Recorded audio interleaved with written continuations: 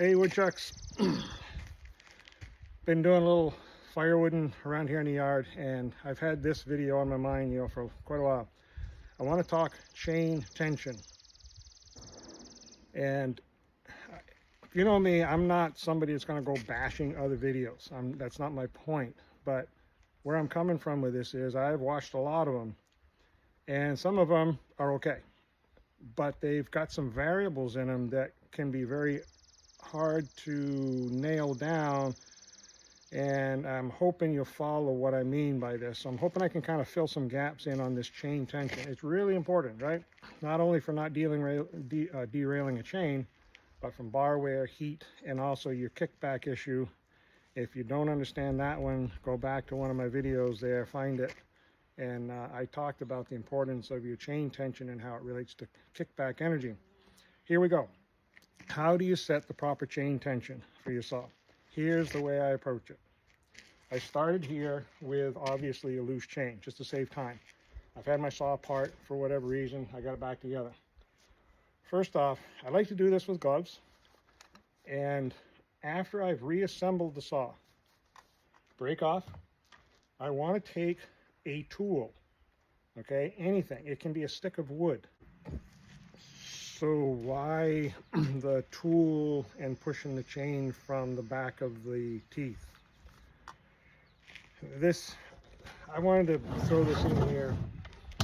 I really do put this in the column of a rookie move. Just makes me cringe when I see it. Somebody, whether they're sharpening their chains or doing whatever, and I see them take a bare hand and pull that chain backwards. It's gonna happen. You pull that chain back, and all it takes is the smallest little chip of wood to land right in your chain by the sprocket, and you're gonna have just a little stick, and you're gonna pull that back. And if that's a habit you're starting to develop, you pull that back, you're gonna find yourself gouging that tooth right into your fingers. Not life-threatening, but man, it's irritating. So that's why I catch that a lot. Don't keep your fingers off that chain, and just there's always something that you can take. You want to move that chain, right? Use a tool. If you're filing, of course, just take your file from the back of the teeth. Always push the teeth from behind forward.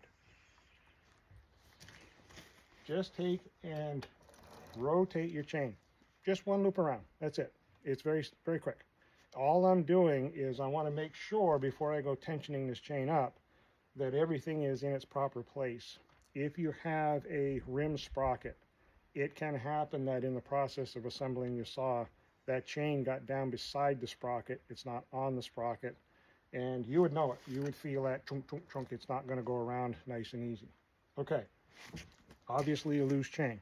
So first thing I want to do, I'm going to bring that up. Bar nuts are loose, right? I'm going to bring this up, and I want to bring it up so the chain touches the bottom of the bar. Now,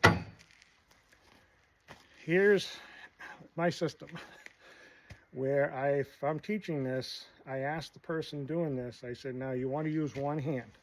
So pick a hand. Right hand or left hand, doesn't matter, just pick one. Okay, I'll do it with my right hand. My other hand needs to go behind my back and stay there. What I'm going to do is I'm going to pinch the chain halfway between the power head and the tip of the bar. Halfway. Can you see right away where half is half? So your bar length doesn't matter. And I'm going to throw out a little caveat here. This works up to about a 24-inch bar. I don't run those big long bars. Don't need to. You folks that do probably have maybe a little bit variation to this. So if you do, love to hear it. Up to about a 24-inch bar, this works pretty good. Halfway from the power head to the tip, I'm pinching the chain. Now watch how I rock the power head up. You see how I'm pivoting the saw back on the bottom of the handlebar, the front one, and the back handlebar. So I'm using the weight of the power head. And when I do that, I want to see 2 or 3 drivers just clearing the top of the bar. So just a little lingo here. Piece of model of a chain. The drivers, right, that's the inside of your loop.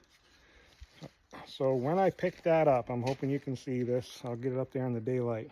When I pick that chain up, if this is your saw bar, you want to see 2 or 3 of these drivers just starting to, get my hand out of the way, I'm hoping you can see this, just starting to clear the top of your bar rail. Okay, so that would be too low. This would be way too loose. So I want to have that 2 or 3 of those just starting to come out of the bar, right where I am holding the chain. So you see how from my finger back to the power head and back to the tip, it's going to create a little like a triangle. So if I look here, I can see that I really don't have 2 or 3 clearing it. And I actually tightened that up just a smidgen too tight. So I'll just do about 1/4 of a turn. And I'm going to do, oh, I can feel that difference right there. Now I know I'm going to try this and bring this in tight. And it's tough to see what I'm doing here, but I'm hoping it comes through. Okay? So that right there, we find works pretty nice. Rock the power head up, left hand behind your back, rock it up, and then see right here that you have 2 or 3 drivers coming out of your bar. Now, we got to tighten the bar nuts up. Some saws have more, some less, but there's a little bit of an up and down play to your bar. So the simple thing I do is I just take my saw, if you can see here, I'm just letting gravity do this for me. I just hold the back of the saw, tip sitting on piece of wood, tailgate, and then I'm going to do the final tightening of those bar nuts. Okay, now one last check. Hand behind the back, pinch the chain halfway down, and I noticed when I did that, it actually, that one, there may have been something in that chain because it's actually loose again. I am going to reset this. I can see that it just got a smidgen loose. Set that up, and I'll do the recheck, and I'm back to what I'm looking for with 2 or 3 drivers coming out of there.